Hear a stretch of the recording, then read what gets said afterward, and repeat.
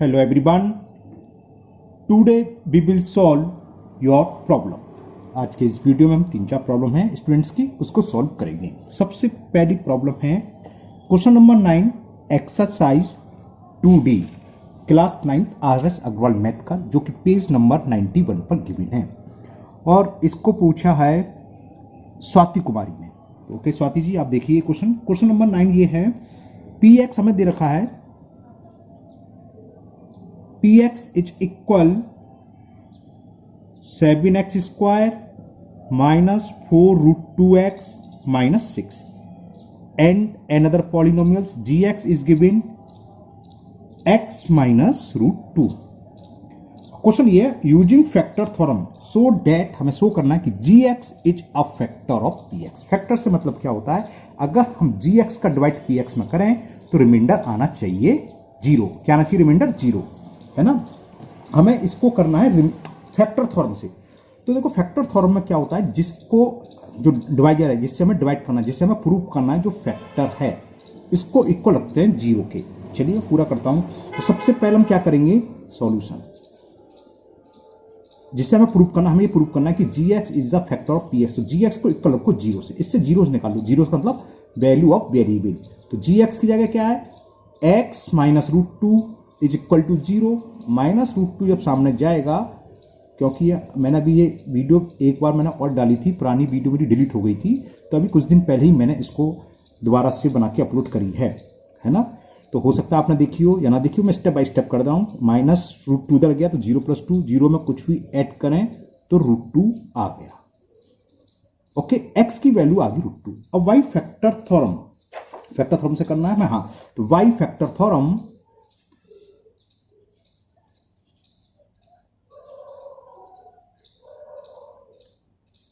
Y factor theorem क्या होता है, gx कब होगा factor, gx will be a factor of given polynomials px।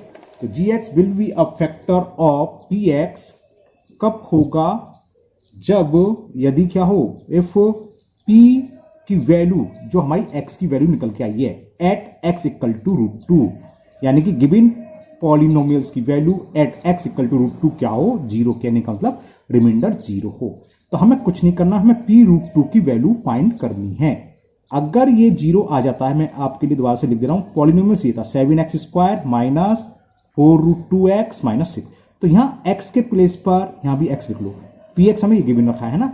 अब हमें फाइंड ये x है, तो p रूट टू की वैल्यू निकालनी है, यानी कि x के प्लेस पर क्या आ गया, रूट टू। तो जहां कहीं भी पॉलिनोमियल्स में x है वहां क्या रखेंगे, हम क्या पुट करेंगे, रूट टू। तो 7x स्क्वायर यानी कि 7 रूट टू का whole square minus 4 root two into x, और x की वैल्यू क्या है, root two minus 6। 7 root two का स्क्वायर क्या होता है, 2 root two into root two, 2 हो गया है ना, तो 2 हो गया। Minus 4 root two into root two, अभी समझाया, root two into root two, 2 फिर 2 हो गया माइनस 6। 7 इंटू टू, 7 4 जा 14, माइनस 4 2 जा 8, और माइनस 6 ये, माइनस के 8 ये रहे, माइनस के 6 ये रहे। जब माइनस माइनस सेम साइन के होते हैं तो नंबर ऐड होते हैं, 8 और 6 14। साइन वही आता है जो दोनों के साथ है, ये माइनस है ये भी माइनस, तो माइनस का साइन आएगा। और 14 में से 14 सब्ट्रैक्ट करोगे तो कितना आ गया, जीरो। तो p रूट टू की वैल्यू जीरो आ गई। जब ये जीरो आ गई तो दिस इंप्लाइज, ये चाहिए था हमें कि gx is a factor of given polynomials px। Short में ये लिख देते हैं, आपको चाहे तो लिख सकते पूरा पूरा कि x माइनस gx ही तो था, x minus root two is a factor of given polynomials px। Okay, तो स्वाति जी, मुझे लग रहा है, उम्मीद कि अब आपको समझ में आ गया होगा। आप कमेंट बॉक्स में कमेंट करके बताएं आपको ये क्वेश्चन अब समझ में आया कि नहीं आया। नाउ नेक्स्ट प्रॉब्लम में गलत आ गया, वो प्रॉब्लम स्वाति जी की नहीं थी, स्वाति कुमारी ने ही पूछा। क्वेश्चन नंबर 22 ऊपर नीचे नाम पढ़ लिया, वो हैं आदर्श कुमार। अच्छा, हमारी नाम राशि हैं, वो क्वेश्चन आदर्श कुमार ने पूछा था। इससे पहले जो क्वेश्चन गया था 9, ये पूछा है क्वेश्चन नंबर 22, इसी एक्सरसाइज का है, क्लास 9, हाँ क्लास 9। ओके, पेज नंबर 91 पर है same exercise, question number 22। Okay Swati, आपका क्वेश्चन अब आया, वो आदर्श कुमार का था।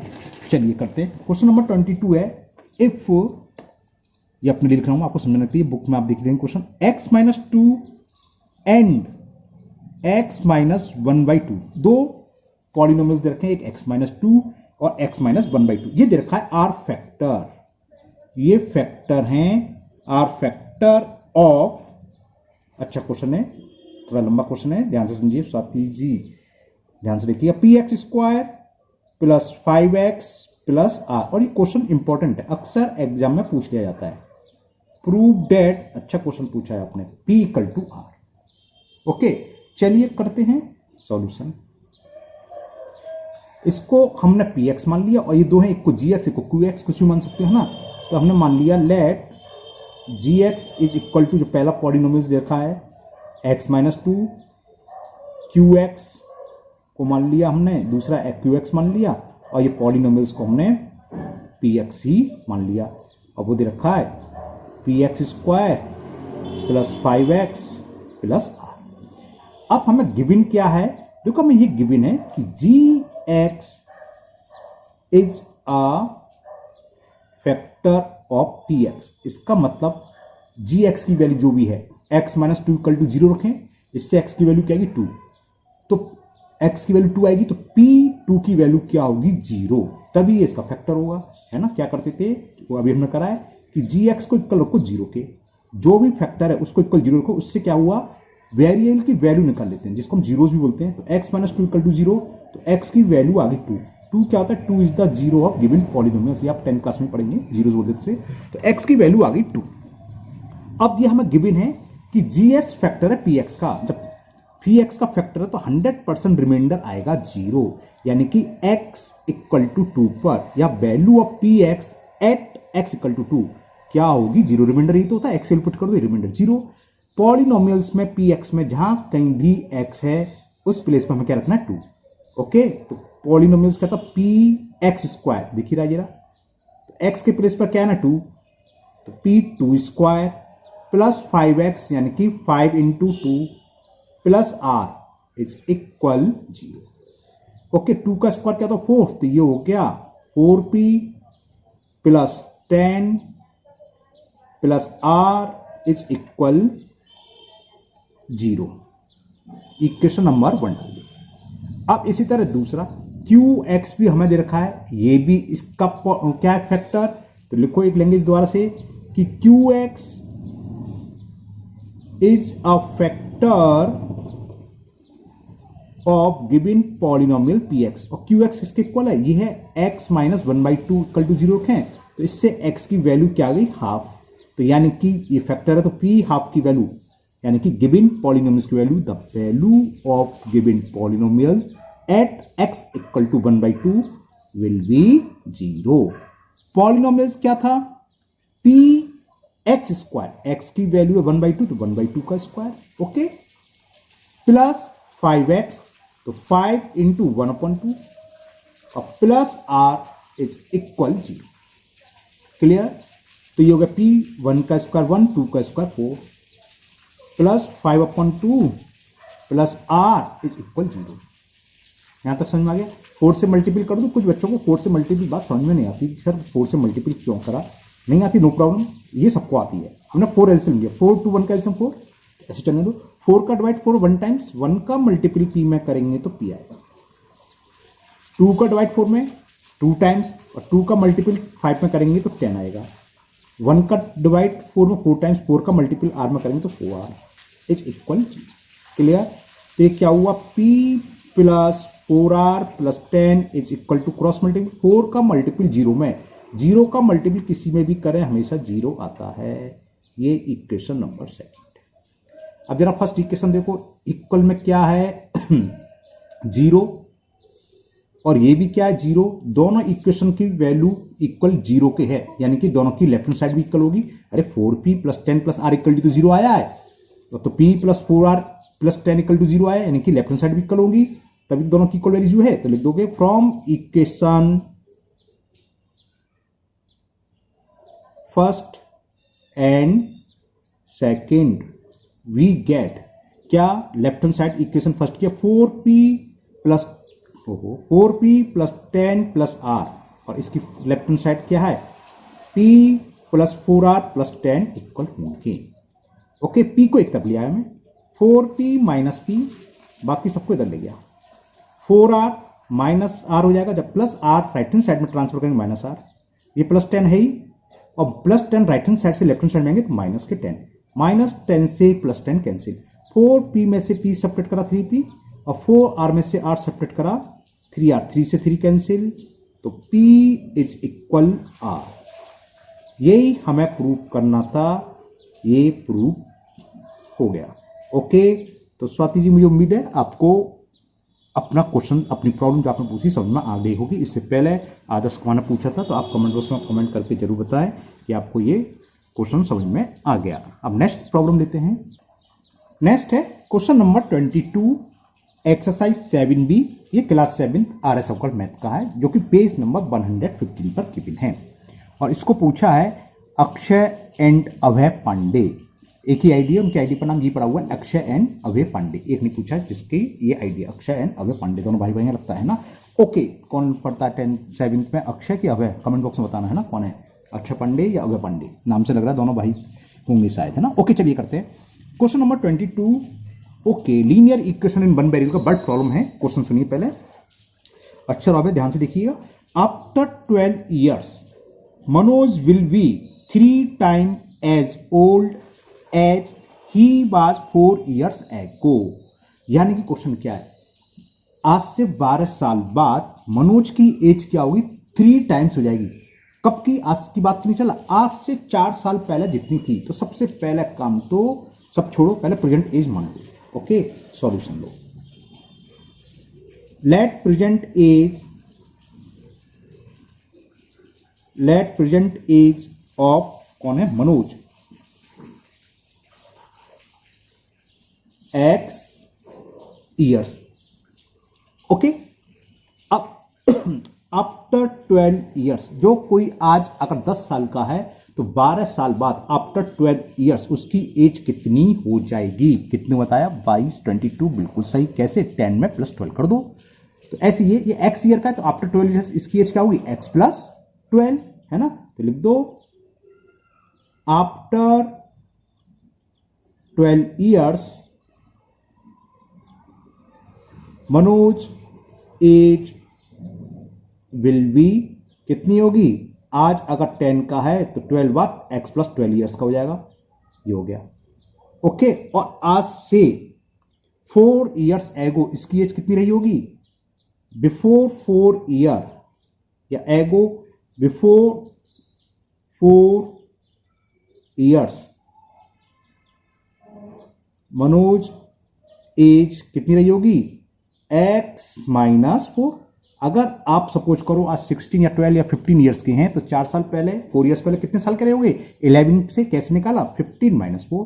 तो हमने प्रेजेंट एज x मान ली, तो आज से 4 साल पहले x माइनस 4, और आज से 12 साल बाद x प्लस 4। अच्छा बताओ, ये एज बड़ी है कि एज बड़ी है, ये ज्यादा होगी, ये तो 4 साल पहले की बात है, और ये 12 साल बाद की बात है, ये तो बड़ी है। तो ये कितनी बड़ी है, इसका 3 टाइम्स। अकॉर्डिंग टू क्वेश्चन, ये जो एज है x प्लस 12, आज से 12 साल वाली एज मनोज की 3 टाइम्स है, किसके, जो 4 साल पहले थी। तो इक्वल करने के लिए जो 4 साल पहले एज थी, 4 ईयर्स बिफोर थी, उसमें 3 से मल्टीप्लाई कर दो, तो दोनों इक्वल हो जाएंगे। बस अब तो सॉल्व हो गया। हमें केवल ये इक्वेशन बनाने में थोड़ी बहुत प्रॉब्लम होती है, अगर होती है, बाकी तो सॉल्व करना है। 3 का अंदर मल्टीप्लाई करें, 3x, 3 का -4 में करेंगे -12, -12 को हम लेफ्ट हैंड साइड में ले, तो 12 plus 12 is equal 3x plus x। तो 12 प्लस 12 कितना हो गया, 24।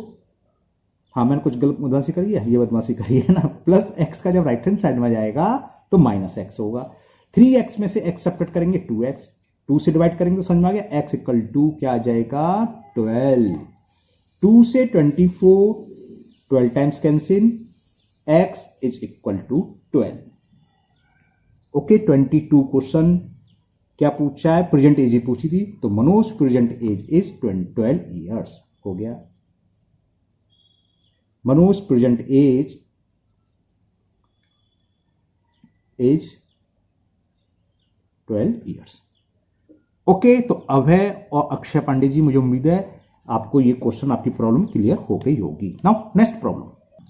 ओके, नेक्स्ट प्रॉब्लम है क्वेश्चन नंबर 21 एक्सरसाइज 8 थे, ये भी class 7 R S Aggarwal math का है, जो कि पेज नंबर 125 पर गिवन है और इसको पूछने वाली हैं रीता कुमारी। ओके रीता जी, देखिए आपका क्वेश्चन रेशो प्रोपोर्शनल का है। क्वेश्चन है if x is to y, question ये देखा, if x is to y is equal 3:4, तो फाइंड द वैल्यू ऑफ, हमें क्या फाइंड करनी है, शॉर्ट में लिख दे रहा हूं, ये क्वेश्चन है तो अपने लिख रहा हूं, find the value of 3x + 4y = 5x + 6y। Okay, ये आप वीडियो देख चुके हैं, आपको समझ में नहीं आया ये, है ना। तो मैं इसको दूसरे मेथड से करता हूं। पहले मैंने शायद ये करा होगा लेट मान के x = 3k और y = 4k, इजी मेथड होता है वो भी। चलिए दूसरे मेथड से करते हैं, हो सकता है इससे इजी लगे आपको। तो सॉल्यूशन ये देखो, हमें क्या गिवन है, हमें ये गिवन है x = y = 3:4। ओके रीता जी, ठीक से देखना। और रेशो का मतलब क्या होता है, अपॉन फ्रैक्शन x/y, यानी कि x/y की वैल्यू दे रखी है 3/4। इसको मैंने डाल दिया इक्वेशन नंबर 1। हमें जो फाइंड करना है, क्या फाइंड करना है, हमें वैल्यू फाइंड करनी है 3x + 4y = 5x + 6y की, ये तो वैल्यू फाइंड करनी है। इसका मतलब क्या है, 3x + 4y upon 5x + 6y। Okay Rita जी, ठीक है। अब क्या करें, हमें मालूम है न्यूमिनेटर और दूसरे मेथड से बता रहा हूं, इससे पहले आपने जो वीडियो देखा उसको मैंने अलग मेथड से करा है ना। हमें ये पता है न्यूमिनेटर और डिनोमिनेटर में सेम नंबर से मल्टीप्लाई कर सकते हैं, सेम नंबर से डिवाइड भी कर सकते हैं, नॉन जीरो नंबर होना चाहिए बस, है ना। तो उससे कोई फर्क नहीं है। तो हम क्या करें, इन दोनों में न्यूमिनेटर और डिनोमिनेटर में दोनों में 22 से डिवाइड कर दें, तो क्या होगा, कोई फर्क नहीं पड़ेगा। तो हमने 22 से डिवाइड कर दिया न्यूमिनेटर में, दोनों टर्म में ही होगा, और 22 से ही डिवाइड कर दिया हमने डिनोमिनेटर में। तो क्या हुआ, 22 से y कैंसिल, 22 से y कैंसिल। अब क्या हुआ, 3 × x/y, ये वैल्यू फ्रॉम इक्वेशन फर्स्ट, यहां से पढ़ दो। x/y की वैल्यू किसके इक्वल है, 3/4, तो ये हो गया 3/4 + 4 अपॉन में 5 × x/y, और x/y की वैल्यू फ्रॉम इक्वेशन फर्स्ट से क्या है, 3/4 और प्लस ये 4 है। क्लियर। अब देखो ये कितना हो गया, समझ में आ रहा है। ऊपर न्यूमिनेटर में 4 है, 4 का मतलब 4/1, इसमें एलसीएम क्या आएगा 4, 3 3 या 9 प्लस 4 का मल्टीपल 4 में करेंगे 16।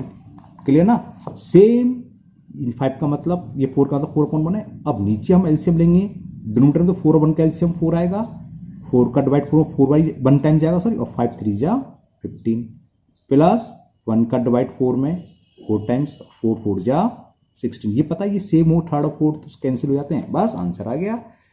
अब थोड़ा सा यहां लिख देता हूं, यहां पर लिख देता हूं, है ना। 99 + 16 कितने होते हैं, 25 अपॉन 15 और 16 31। तो ये रेशो कितना आ गया, 25:31। इसका आंसर चेक कर लेते हैं एक बार, है ना। 8A का आपका था क्वेश्चन नंबर 21, जरा आंसर चेक कर लो। 21 exercise 8A question number 21। Okay, 25:39 आ रहा है, कहीं मिस्टेक कर दी हमने, है ना। 25 तो सही आ रहा है, /39 चेक करते हैं कहीं मिस्टेक हुई है। ये था 3/4 हो गया, 3x + 4y 5x + 6y, 3x + 4y upon 5x + 6y, x/y की, ठीक है, y से डिवाइड करा, ये मिली मिस्टेक, ये मिस्टेक है, मिली नहीं, देखी ये था क्या 6y, यहाँ मैंने 4 लिख दिया, ये मिस्टेक हो गई। इसे 6 कर लो तो चलो, ज़्यादा बड़ी मिस्टेक नहीं है, मिस्टेक तो है ही। ये 6 हो गया, सही रहा, आंसर सही रहा, चेक कर लिया। तो ये 4 का मल्टीपल 6 में, तो ये 24 आएगा, और 20 फिर 39 आ जाएगा, ठीक है। 24 5 4 9, समझिए। तो answer is 25:39। Okay Rita Kumari, मुझे उम्मीद है आपको ये अपनी प्रॉब्लम क्लियर हो गई होगी। Now next problem, next question है question number 8 exercise 13B class 8 RS Agarwal math, जो कि पेज नंबर 174 पर दिया हुआ है, और ये मल्टीपल चॉइस क्वेश्चन है। मल्टीपल चॉइस क्वेश्चन कहने को है, करना पूरा होगा, और अच्छा क्वेश्चन है। और इसको आदर्श कुमार आदर्श कुमार जी ने लिखा है आंसर आएगा 10 मैन। ओके, मतलब इनको आता है, उन्होंने बस बताया, हो सकता है मैंने वीडियो में गलत करा, देख ही नहीं है, आंसर गलत आया मेरा, 10 मैन आएगा। हमें इसको पूरा कर देता हूँ, है ना, चेक टू इट आएगा जो भी है। Question number 8, A and B together can do a piece of work।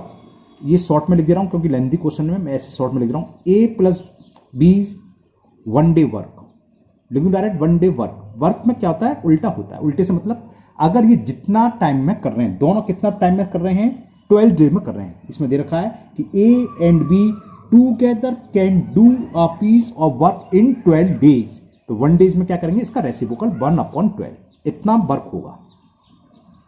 इसी तरह B प्लस सी का निकालना है। B प्लस सी 1 डे वर्क कितना होगा, पढ़ते आगे, B और C कुल वर्क कितने टाइम में कर रहे हैं।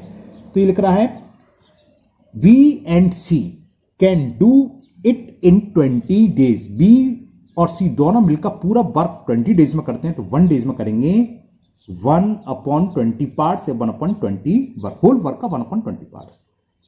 एंड आगे दे रखा है C and A, पढ़ देता हूं आगे। While C and A can do it in 15 days. उसी वर्क को अगर C और A मिलकर करें तो पूरा वर्क कर सकते हैं वो 15 डेज में।